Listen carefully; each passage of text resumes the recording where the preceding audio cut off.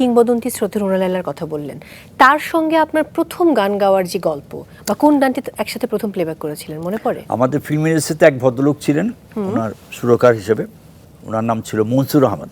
আচ্ছা, ওনার দেশের বাড়ি রংপুর। তো উনি যে যন্ত্রটা বাজাতেন সেটার নাম ছিল সন্তুর। তো একদিন টেলিভিশনে একটা অনুষ্ঠান হচ্ছিল, সেখানে মনসুর আহমদ ভাই নিজেই বলতেছে, আমার নাম মনসুর, বাড়ি আমার রংপুর, থাকি আমি মোহাম্মদপুর, বাজাই আমি সন্তুর, যাব আমি আজিমপুর।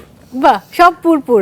তো ওই ভদ্রলোক ইবনে মিজান সাহেবের সঙ্গে কাজ করতেন। ইবনে মিজান একজন সাংঘাতিক পরিচালক ছিলেন, এক মুঠো ভাত, নিশান, এগুলি ছবির প্রযোজক ছিলেন, পরিচালক ছিলেন। আচ্ছা, তো রুনা লায়লা 1974-এ পাকিস্তান থেকে আসেন। অত্যন্ত গুণী এবং অত্যন্ত মানে শ্রদ্ধাভাজন একজন শিল্পী।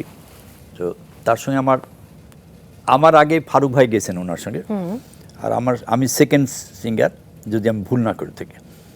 গানটা ছিল আপনার, ছবির নাম ছিল আপনার জিঘাংসা।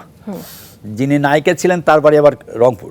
আচ্ছা, জবা চৌধুরী।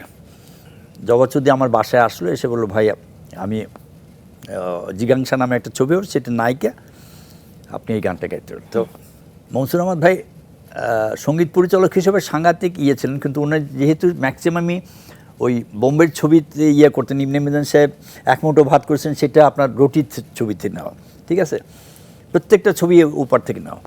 তো অনেক করেন। তা ওই গানটা রুনা লায়লার সঙ্গে আমার গাওয়ার সৌভাগ্য হয়েছিল। গানটা ছিল ওয়াসিম সাহেব এবং জবা চৌধুরী নায়িকা ছিলেন, নায়ক ছিলেন ওয়াসিম সাহেব। ও অনুপমা, ও নিরুপমা, পাখির বাসার মতো দুটি চোখ তোমার, ঠিক যেন নাটুরের বনতাসেন, আমি আজ এই প্রশ্নটা গাইডু না, আমি আজ হারিয়েছি তোমারই পরশে, স্বপ্নীলাবেশে, ও অনুপমা, ও নিরুপমা। দুর্দান্ত, কিচ্ছু ভুলেননি আপনি। শ্রদ্ধা নজরুল ইসলাম বাবুর লেখা, শেখ সাদী খানের সুর, একটি চমৎকার গান, খুব মজার গান, যেটা কখনো প্রকাশিত হয়নি। ওইটা হলো আমি কি যেন কারে ধরি কারে, এটা হলো কি, এরকম কিছু। শেখ সাদী খান একজন সাংঘাতিক গুণী সুরকার।